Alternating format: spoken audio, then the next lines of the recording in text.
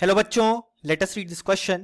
This question says CH3 CH2 minus A, CH triple bond C minus B, CH2 double bond CH minus C. Compare basic strength. और हमारे options हैं option A B greater than C greater than A, option B C greater than B greater than A, option C A greater than B greater than C, option D A greater than C greater than B. So यहाँ पे हमारे पास तीन compounds present हैं A, B और C and then हमें उनकी basic strength compare करनी है. सो इस क्वेश्चन को सॉल्व करने के लिए हमारे पास जो की कॉन्सेप्ट रिक्वायर्ड है वो है कॉन्सेप्ट ऑफ बेसिक स्ट्रेंथ.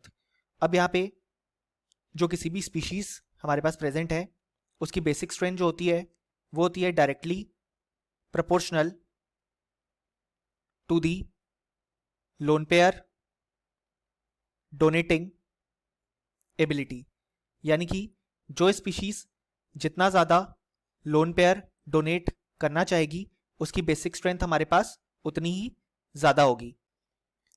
अब अगर हम यहां पे देखें तो पार्ट ए में हमारे पास प्रेजेंट है CH3 CH2 minus, part B में CH triple bond C minus, CH2 double bond CH minus है पार्ट सी में.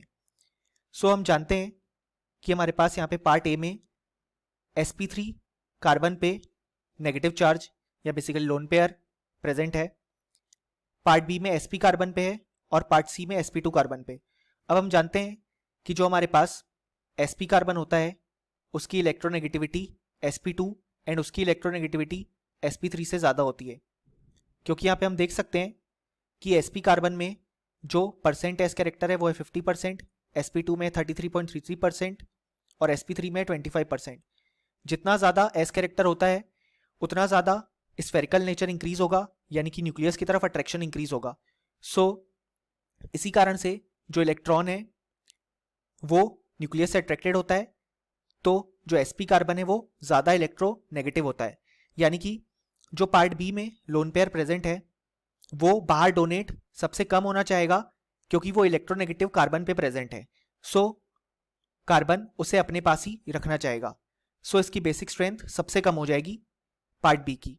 देन आएगा पार्ट सी क्योंकि वो sp2 कार्बन है, और फर्स्ट में आएगा पार्ट ए, यानी कि सबसे ज्यादा बेसिक स्ट्रेंथ होगी पार्ट ए की क्योंकि वहां पे sp3 कार्बन है. सो उसकी इलेक्ट्रोनेगेटिविटी सबसे कम है, सो वो लोन पेयर डोनेट करने की टेंडेंसी सबसे ज्यादा रखेगा. सो यहाँ पे जो करेक्ट आंसर आया वो है option D, that is A greater than C greater than B. और फाइनली हमें लिख सकते हैं कि इस क्वेश्चन के लिए हमारे पास जो करेक्ट आंसर आया वो आया option D. Hope you understood it well. Best of luck.